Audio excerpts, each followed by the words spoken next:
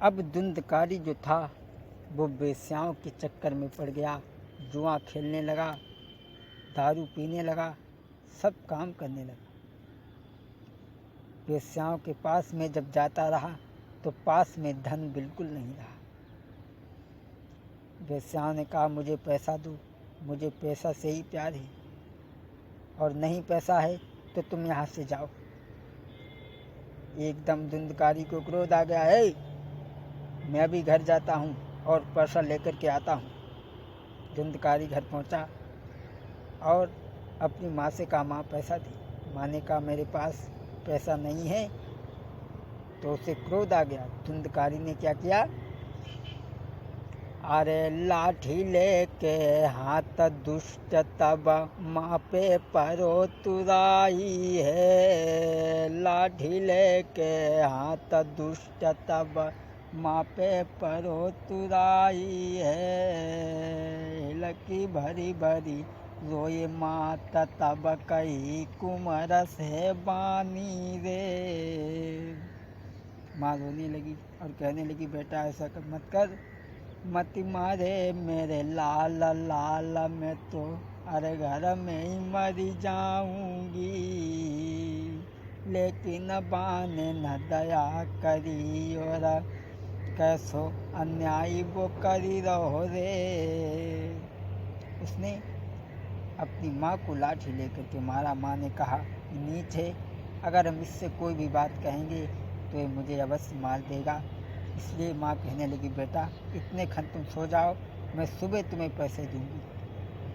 उसने सोचा कोई बात नहीं, सुबह ले लेंगे पैसे। सो गया। लेकिन उस माँ ने सारी दौलत बांधी और बांध करके घींच में एक कुआं में कूद गई। कुआं में कूद करके अपने प्राणों की आहुति दे दी। इधर जब सुबह हुआ तो वो उठा, माँ माँ मुझे पैसा दो। लेकिन वो देखा कि कुआं में मरी पड़ी है, तो उसने सोचा कि चलो फंदा कटी दो। अब वो दौलत लेके अरे भाग दो, वेश्याओं के ढींग पहुँचो है। फिर बोलो मेरे पास बैठो, हम तुम बिना नहीं जी पाएंगे। तुम्हारे पीछे हम सब छोड़ो, घर बार तलक मैंने त्याग दो। अब काहे को दूरी दूरी भागो, मेरे पास में आई के तुम बैठो। वेश्याओं के पास में पहुंचा। वेश्याओं ने विचार किया, कहा बहन ये इतनी दौलत कहाँ से लाता है, इससे पूछ लिया जाए। वेश्याओं ने पूछा कि तुम इतनी दौलत कहाँ से लाते हो। कहने लगा तुम्हें इससे क्या मतलब, तुम्हें दौलत से मतलब है, मैं कहीं से भी लाता हूँ। बोले बताओ तो। कहने लगा मैं लूट मार करता हूँ, हत्याएं करता हूँ, उससे धन लेकर के मैं तुम्हारे पास आता हूँ। वेश्याओं ने मन में विचार किया यह सब काम करता है, किसी दिन ये तो मारा जाएगा ही, साथ साथ हम सबको भी मरवा देगा, इसलिए इसे मौत के घाट उतार देना चाहिए। लेकिन दोस्तों अरे करीब वेश्याओं से प्रीति बाद में अंजाम जय होता है। अरे जाई कैसे दे हम हमारी जान बच जावे, जाई कैसे दे हम हमारी जान बच जावे। वेश्याओं ने विचार किया कि इसे मार दें, अन्यथा ये तो मरेगा ही, साथ में हमको भी मरवा देगा और हमारा धंधा भी चौपट हो जाएगा। अब जब वो सो गया तब वेश्याओं ने बांध करके उसके सीना पर चढ़ बैठी। धुंधकारी ने देखा, अरे तुम मेरे सीना पे क्या कर रही हो।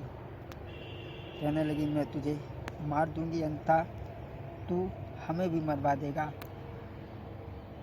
धुंधकारी की आंखों से आंसू बहने लगी। कहने लगा मुझे छोड़ दे। लेकिन उन वेश्याओं ने कोई दया नहीं बिचारी। अरे लेके तेगा तेरे गर्दन में भैया मारो, अरे लेके तेगा हाथ में गर्दन में भैया मारो। जाके उड़ गए प्राण पखेरू रे, उड़ गए प्राण पखेरु हंसा स्वर्ग के करो किनारो। धुंधकारी मर गया। ले जाकर के वेश्याओं ने एक नाला में फेंक दिया, लेकिन उसकी आत्मा भटकने लगी, भूत हो गया वो, इधर उधर भटकने लगा। लेकिन उसका भाई जो था, जिसने गऊ के गर्भ से जन्म लिया था, उसके पास में पहुंचा और उसे सपना दिया, भैया मैं मर चुका हूँ, मुझे वेश्याओं ने मार दिया है और मुझे बचा लो। भाई भाई का प्रेम ही निराला होता है। जब भाई ने बात सुनी, कहा कि भाई तुम चिंता मत करो, मैं तुम्हें सुबह बचाने का कोई ना कोई प्रयास करूँगा। सुबह उठा, ब्राह्मणों के पास में पहुँचा, कहने लगा मेरा भाई वेश्याओं के हाथ से मारा गया। वो मेरे पास आता है और कहता है कि मुझे बचाओ। तो ब्राह्मणों ने कहा कि ऐसा करो, तुम दान करो, यज्ञ करो, उसकी आत्मा को शांति मिल जाएगी। लेकिन ये सब करने के बाद में भी जब शांति नहीं मिली, तो फिर वो आया, धुंधकारी फिर आया। जैसे ही भाई लेटने के लिए गया, तो फिर वो आता है और कहने लगा भैया मुझे बचाओ। कहीं बैल के रूप में आता है, कहीं घोड़ा के रूप में आता है, गधा के रूप में आता है। तो उसने कहा ठीक है, अब हम जरूर तुम्हारे लिए कोई ना कोई उपाय ढूंढेंगे। जाकर के जब विद्वानों के पास में पहुंचा, तो बताया कि तुम ऐसा करो, 7 दिन की भागवत करवाओ और जिसमें अपने भाई को बुलाओ। 7 दिन की भागवत करवाई और भाई ने अपने भाई से कहा, जो भूत हो चुका था, उससे कहा कि तुम ऐसा करना, कथा में आना, हमने तुम्हारे लिए भागवत करवाई है। और बजरंग बली को पहरा पर बैठा दिया कि कोई भूत प्रेत न कथा सुनने आवे। बजरंग बली पहरा पे बैठे और वो कह दई कि तुम कथा सुनो ना आवो, हड्डी डारी कुत्ता लड़ाओ। दोस्तों, इधर धुंधकारी चला, अब वो तो ऐसो घमंड मातो, तो चलो अब कथा में बैठ नहीं पाओ। चले बजरंग बली ने देखो, वहाँ से एक गदा मारा, भजाया काफ़ी दूर तक, लपटाए ले गए। सोचा कि अब दूध निकल गया, अब नहीं आएगा, आकर के बैठ गए। वो फिर आओ, फिर बजाई दो।